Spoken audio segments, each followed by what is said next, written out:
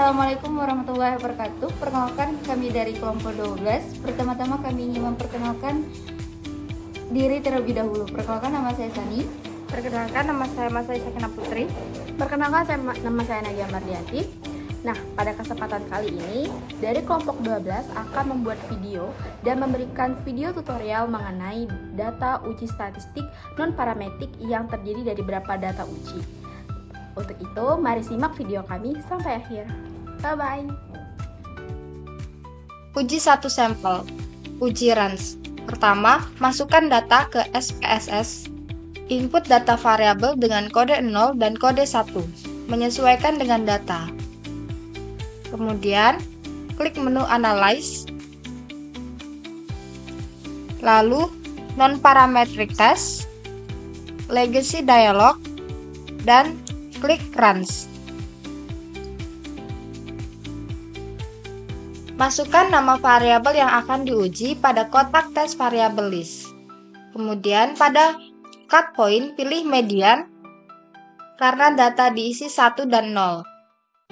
Pada menu custom diisikan data yang diberikan, contohnya 70, lalu klik OK. Uji binomial. Pertama, masukkan data ke SPSS. Input data variabel. Kemudian, klik Analyze. Lalu pilih Non-Parametric Test. Pilih Legacy Dialog. Lalu pilih binomial. Masukkan nama variabel yang akan diuji pada kotak tes variabel list. Klik cut point dan isikan angka yang ditentukan. Pada kotak tes proportion, isikan 0,5. Lalu klik OK. Uji dua sampel berpasangan. Uji Wilcoxon. Pertama, masukkan data ke SPSS. Input data variabel. Kemudian, klik menu Analyze, pilih Non-Parametric Test, pilih Legacy Dialog, lalu pilih To Relate Sample Test. Masukkan nama variabel yang akan diuji pada kotak test pair.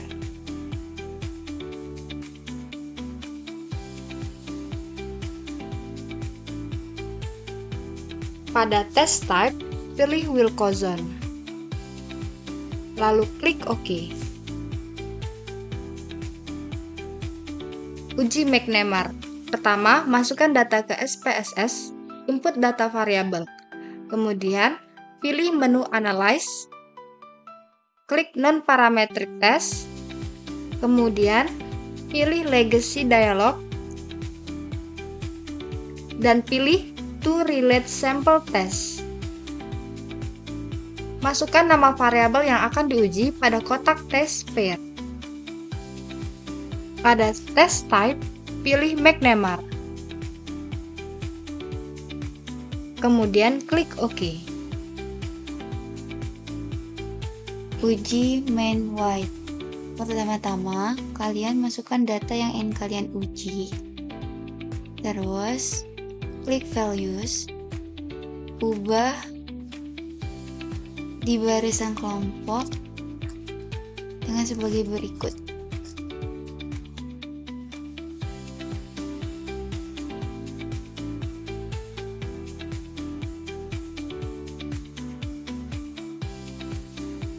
Klik OK. Selanjutnya klik Analyze, terus klik Non-Parametric Test, Legacy Dialog, and then click to Independent Samples.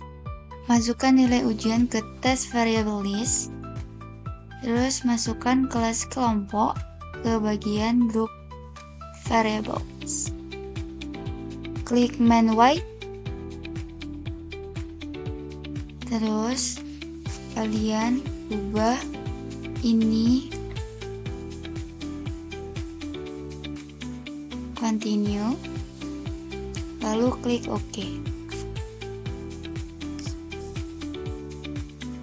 Uji Cochrane. Pertama-tama, masukkan data yang ingin kalian uji. Lalu, klik variable view dengan klik analyze on parametric test, legacy dialogs, dan klik correlate samples. Masukkan seluruh variabel.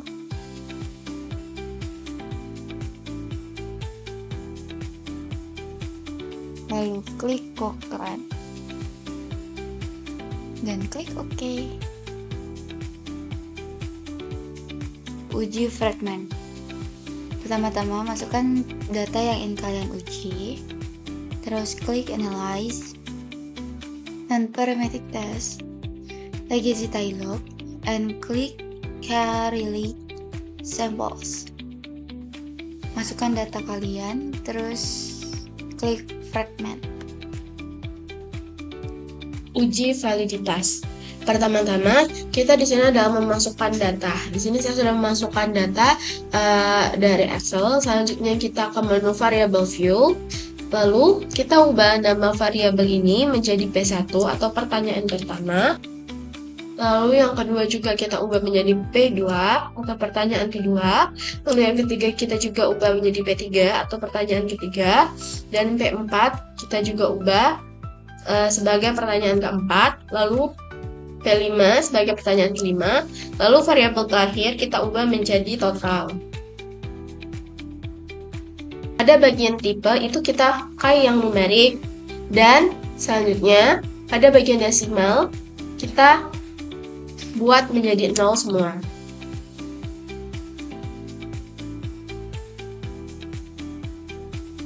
Di bagian measure, kita akan pakai scale.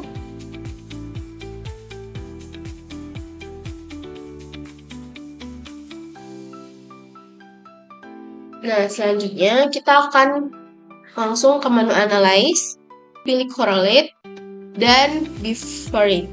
Selanjutnya, pindahkan semua ini ke kolom variabel.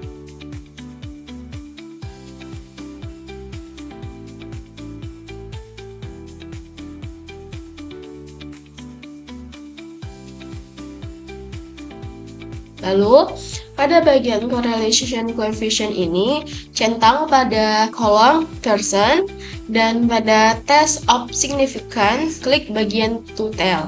Dan pada flag significant correlation itu kita centang juga. Selanjutnya kita klik OK untuk melihat bagaimana hasil dari validitas 5 pertanyaan ini. Nah, berikut ini adalah hasil dari validitas 5 pertanyaan.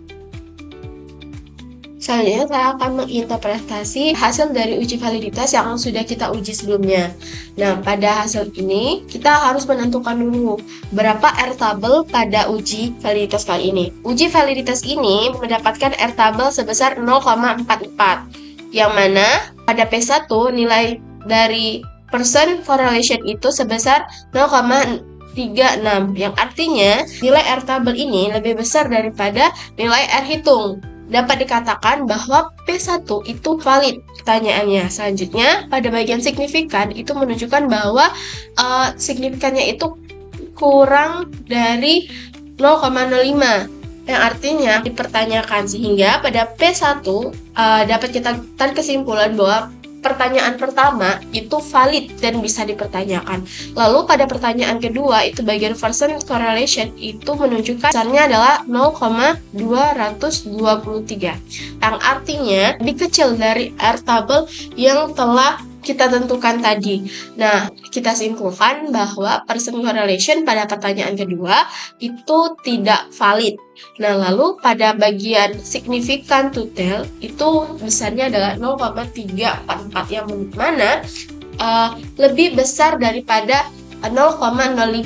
Artinya, pertanyaan kedua itu pertanyaan yang tidak valid dan tidak bisa dipertanyakan.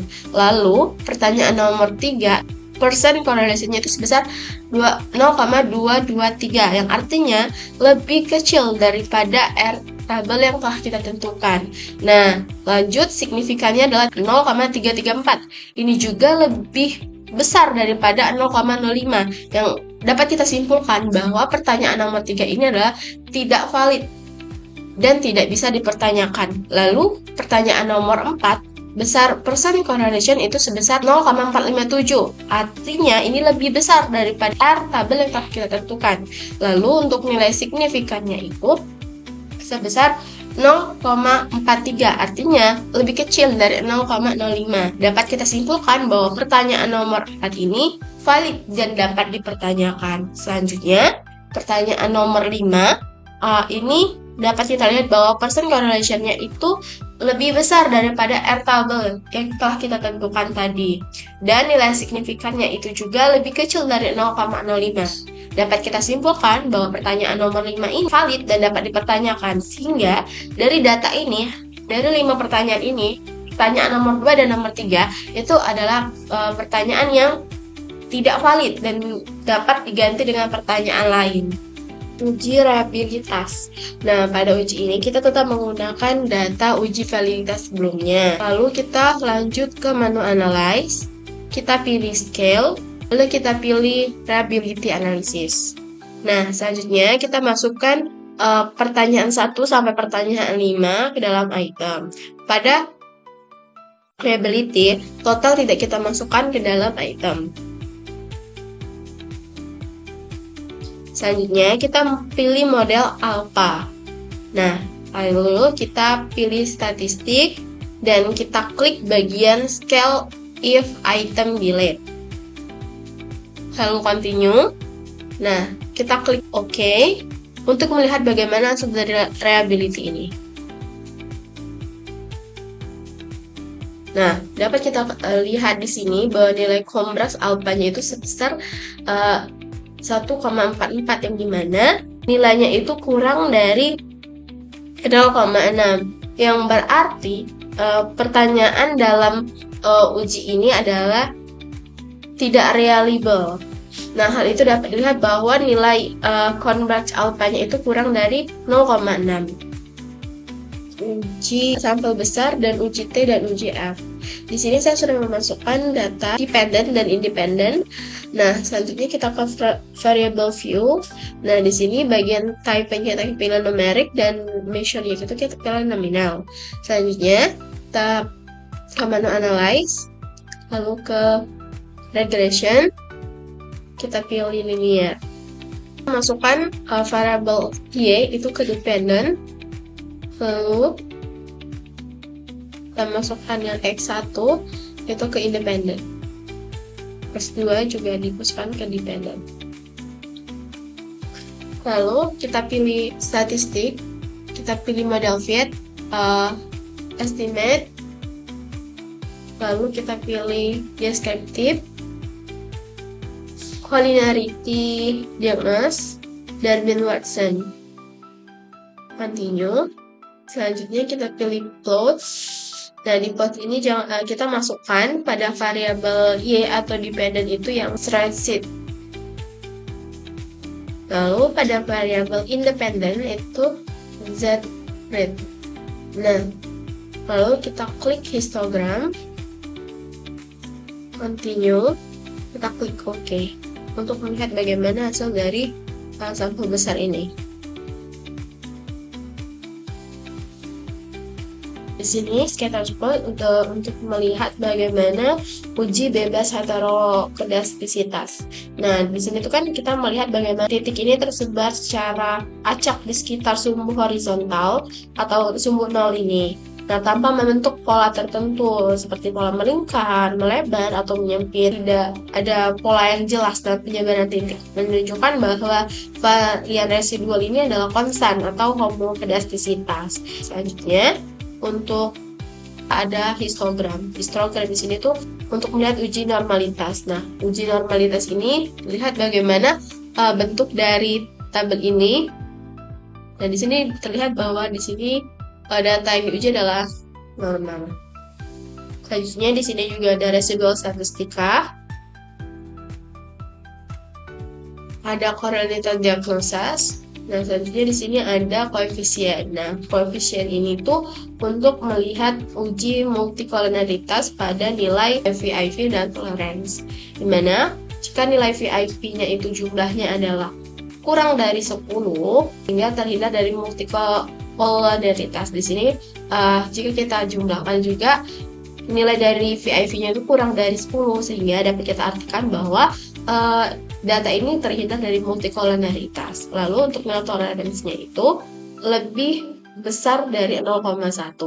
Nah, dapat kita lihat bahwa variabel X1 dan X2 ini lebih besar dari 0,1, sehingga tidak adanya multikolonaritas, bahwa kedua variabel ini tidak ada multikolonaritas. Selanjutnya, di sini juga ada tabel ANOVA. Nilai ANOVA ini menunjukkan bahwa nilai atau uji F. Nah, di sini dapat kita lihat bahwa nilai signifikannya itu 3,08. Dapat diartikan bahwa itu kan lebih besar dari 0,05. Dapat diartikan berdasarkan dasar pengambilan keputusan dalam uji F bahwa hipotesis ini ditolak. Dengan kata lain, X1 dan X2 secara simultan tidak dapat pengaruh terhadap variabel Y.